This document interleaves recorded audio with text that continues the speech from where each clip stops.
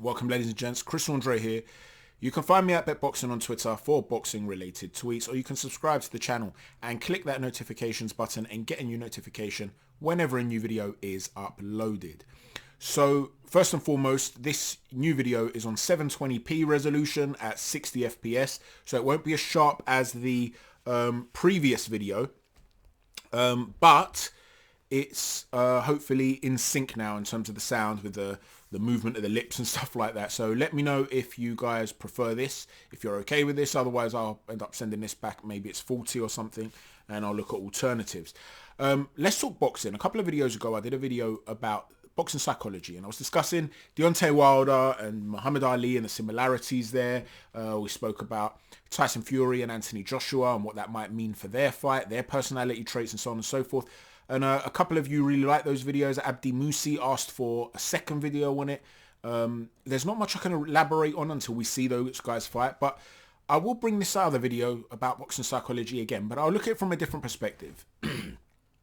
On this occasion, we'll look at it from the perspective of the B or C level fighter.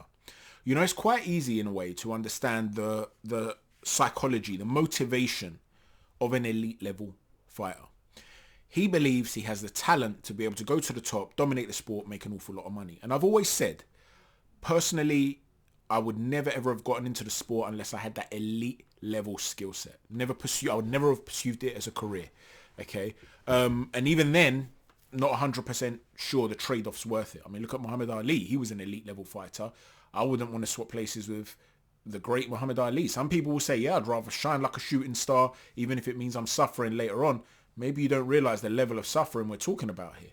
And he's not the only great fighter to suffer like that. So for me, the trade-off of your health for many years of your life in the pursuit of glory and money just isn't worth it. But everybody's different.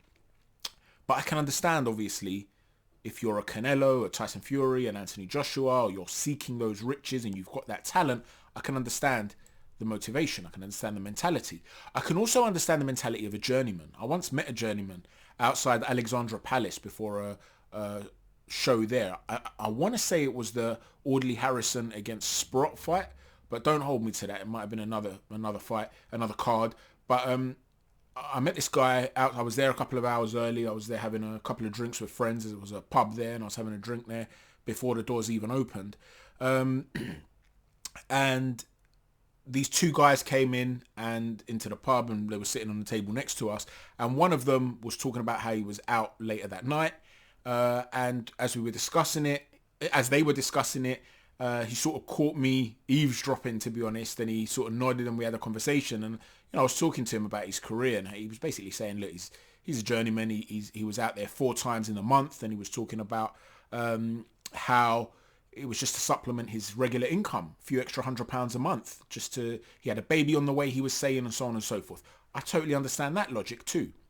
However, when you're a B level or C level guy who's not quite good enough to make it, what keeps you going? Now, there are some guys who are B level guys that never expected to make it to a B level. They expected to go all the way, and they didn't quite make it. In fact, I've got a little bit of a theory about a certain style of fighter. And I'm going to use another sport as an analogy to explain this. Sky Bet today put out a tweet where it was a very short interview between Jimmy Bullard. This is for the football fans out there, or the soccer fans, as our American friends will call it. Jimmy Bullard was interviewing, he's a former footballer, Danny Murphy, another former footballer. And they were discussing the career of Danny Murphy, or rather discussing a part of Danny Murphy's life, where he was in the changing room and he was sitting next to Steven Gerrard, who is one of the best footballers this country's produced in the last 20, 30 years, an excellent footballer.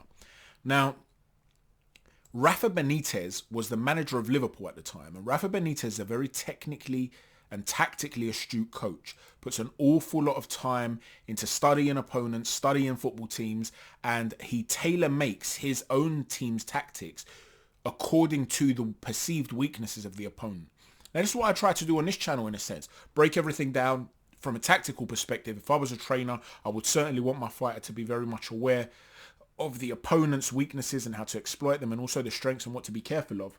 The other school of thought is, listen, you go out there and do what you do best and don't worry about the others. That's the other school of thought.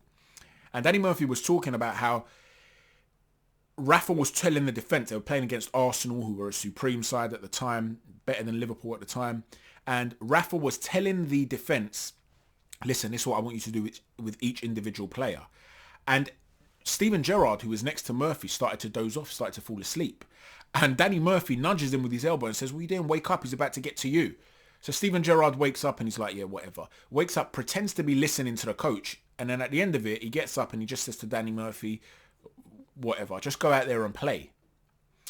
And Danny Murphy's talking about this as though, you know, this is Steven Gerrard. He just wanted to express himself. And he's talking about it almost like a compliment. However, I don't necessarily see that as a compliment. If you look at a lot of great footballers, great soccer players, they don't actually make great coaches. Diego Maradona, Pele, and so on and so forth. Many great footballers do not become great coaches. Many of the world's best coaches were mediocre or sometimes even quite low-level footballers. And I've got a theory about this. And the reason is that when everything comes easy to you as an athlete, you don't need to learn the tactical elements. Steven Gerrard wasn't bothered about the tactical elements because he's sitting there thinking, I don't need to worry about them. I'm going to go and play my game. Yeah, but that's the wrong outlook to have. Because although it's fantastic for you as a footballer, when it comes to you then developing a coaching career, you didn't learn the things you needed to learn. Let's say you're a defender and you're up against a very fast striker or winger. He's a lot faster than you. You've got to learn the little tricks of the trade to deal with him. Throw your arm across his chest as you're both running, sprinting slightly just to break his sprint pattern. Or as you're running, make sure your elbow's colliding with his elbow, with the inside of his elbow, his bicep. Again, that will stop him getting into a full line. Run in front of him. So if you're running a straight line, curve your run to get in front of him so he can't run through you. Now, obviously, you're going to say to me, well, how do you get in front of him if he's faster than you? You give him that extra yard advantage. You take that extra yard advantage before you turn to sprint. These are little tricks of the trade. If you're a short striker and you can't jump up particularly well to beat defenders in the air aerially, you can lean back into the defender, bump him as you're about to jump, just to affect his balance so you get off the ground and he doesn't. These little things you have to learn because of your own limitations. Whereas if you're an ultra-fast centre-back or full-back, you don't care whether the winger's going to knock the ball down the wing and run. You're going to say, go on then. I've got a yard head start on you anyway. Let's sprint. I'll take you all day. You're not afraid. You'll burn him. If you're aerially dominant, you don't need to worry about, let me bump him to get up. What for? I just jump up in the air, straight in the air, and I'll beat you in the air anyway. So what happens is you don't learn certain tricks. Well, the same thing happens in boxing. When you're a puncher, for instance, and you're up against the guy who might be a wily old fox. It's your 6th, 7th fight. You've yet to really reach not even European level. You're still at domestic level. You're not at regional level. You're domestic level. You're in your local area, depending on where you are. And obviously, the US is a lot bigger than the UK. So I guess European level is the equivalent of a national level. You've not reached that level yet. You're still operating at regional level. But there's a wily old cat here, and he knows his way around the ring. And he's popping a little jab and he's dipping away and diving away and he's causing you some problems. And he's making himself hard to hit. But your coach, your trainer is telling you, I want you to get some rounds in. I want you to jab with this guy. I want you to take your time. You're getting a little bit frustrated. Well, it's a six round fight. Round 4 comes along. You think, I'm not going the distance with this guy. I'm going to let go of my hands. You let go of your hands. You jab each other. He lands too.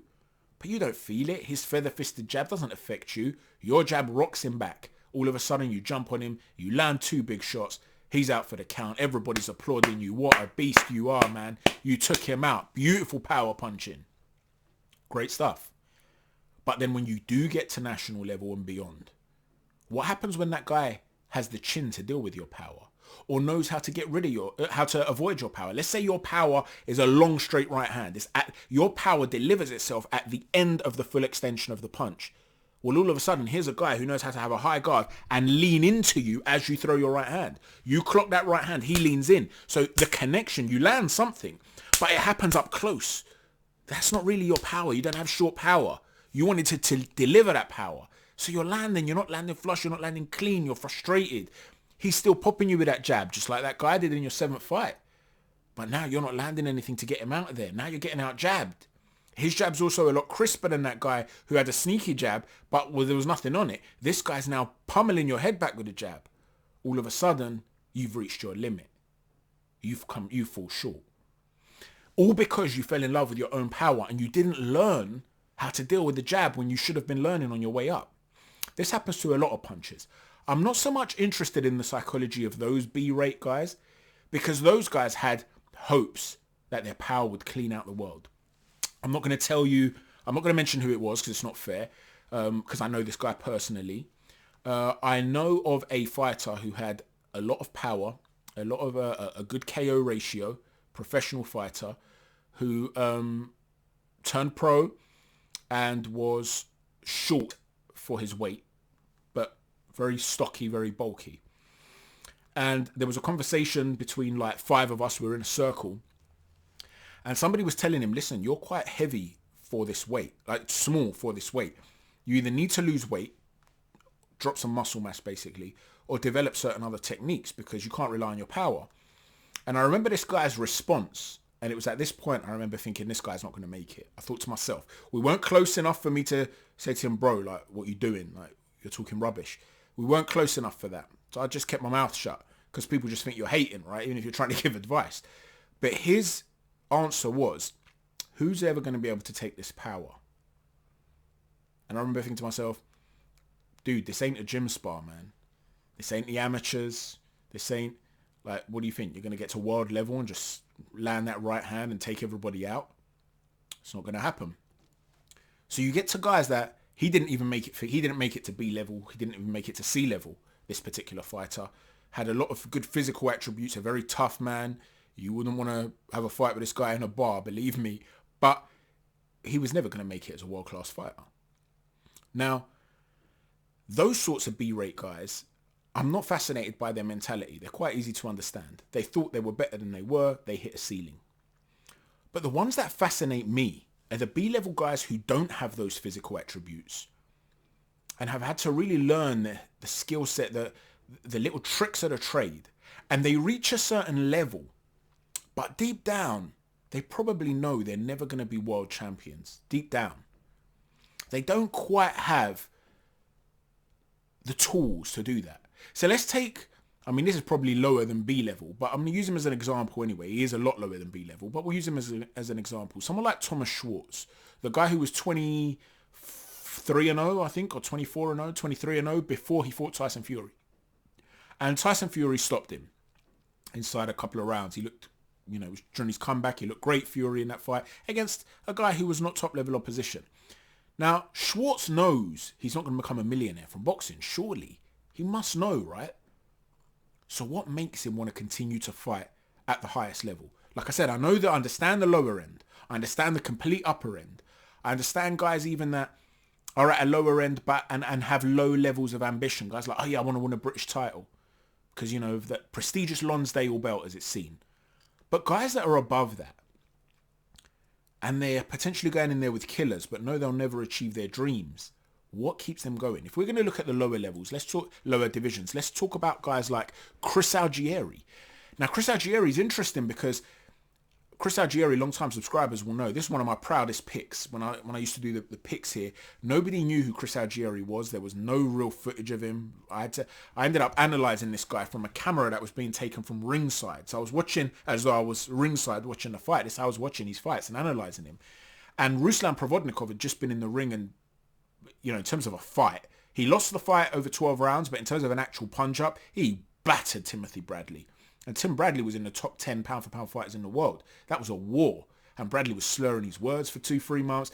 And everybody was talking about, this guy's a real deal. He's going to destroy anyone that steps in his way. What chance does, anyone that stands in his way, what chance does this pretty lanky boy have who's straight out of university? Because I think he was boxing and he was going to college at the same time. He's got a degree now in nutrition or something, or a master's degree in nutrition. He's been hired by the likes of Danny Jacobs since then, Chris Algieri. But at the time, people thought this well-spoken pretty boy is going to get killed.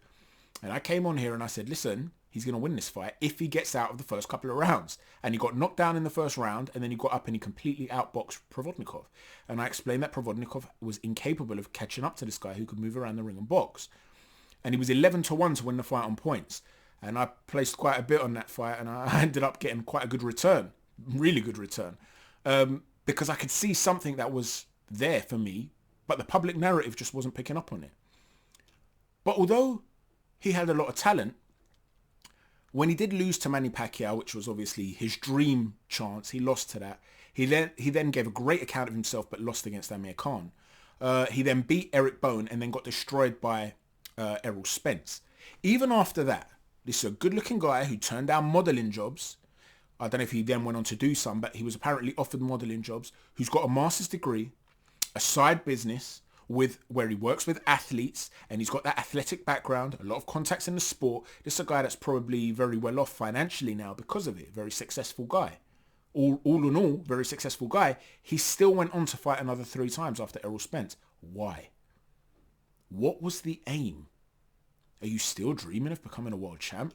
You've been in there with 3 elite level guys in Pacquiao, Khan and Spence, and you lost all 3. So what is the aim? Surely you're not still hoping. What about Mauricio Herrera? Mauricio Herrera was a very interesting character because many people feel, he beat Danny Garcia, and he gave a great account of himself, and he fought a lot of good fighters, and like I said, he's beaten some good guys too. But he was never going to become a millionaire. Or Rod Salka, there's another one. 24 wins and only 4 by knockout, 6 defeats for Rod Salka. He was in there with Danny Garcia as well. This is a guy who has stepped up against, some good level opposition. Lost to Francisco Vargas, but he's never been the type of guy who's going to become a superstar. So what is the aim? Is it merely money? Is that what it's about? I'm good at something. I'm not that good at anything else. That doesn't apply to a guy like Chris Algieri. I'm not that good at anything else. Is it a case of, I love this sport, I love fighting, I'm doing my hobby? Is that what it is? It's a very hard hobby to have, to be getting in there with guys going to be bashing you up at the highest level just because you love doing it. Is it idealism? Just because Chris Andre's out here saying these guys aren't going to become millionaires, it don't mean they think that. He might be thinking, you know what, I'm one punch away, man. I'm one punch away from knocking out a big name and then getting a world title shot. And then guess what? I'm one more punch away from achieving my dreams. So that's 2 punches in total. 1 to upset someone and get a title shot, and then 1 more to upset the world champ. And all of a sudden, I'm 2 punches away from achieving everything I've ever wanted to achieve, riches and glory and so on and so forth. Is it a case of they see fighting as an intellectual pursuit? With me, I sit here and I do these analyses and these breakdowns, and we get quite deep. And I see it almost like a game. It's like a puzzle. If you're fighting Canelo Alvarez, who at the moment looks unbeatable in many regards, how do you beat Canelo Alvarez? Well, if you're, I don't know, Avni Yildirim, you got no chance. But what's your aim? If he comes to you and Avni says to you, listen, I want to hire you, I want to beat Canelo, you got to come up with a game plan. You're not going to say to him, get out of my face, man, I don't want to know. You're going to get killed. I don't want the job. You've got to sit there and think about, right, how do I overcome this obstacle with this specific set of tools and skill set that I've got at my disposal? And it becomes a puzzle. It becomes a game. Maybe that's what it is. It's an intellectual pursuit. I've got a couple of friends. In fact, I've got one friend, and my dad's got one friend, who are very, very, both of them are very, very high-level martial artists. Very high level. My mate is at Wing Chun, and my dad's mate was at Judo. And when you hear them talk about martial arts, they're very analytical. It's very, there's a almost like a scientific approach to analysing fighting. It's an intellectual pursuit as well as a physical one. Is that what we're seeing here with these guys? Is it an intellectual pursuit? And they can't let it go because they see it like a game and they're forever trying to better themselves. Let me know what you think, because this sort of character really does fascinate me. The B-level fighter who's too good, who's reached a certain level way above domestic level, but never going to be elite. Let me know what keeps them going, what drives them. Maybe you know a guy who falls into that category. Thanks for watching, everyone. Take care. God bless. Chat to you soon.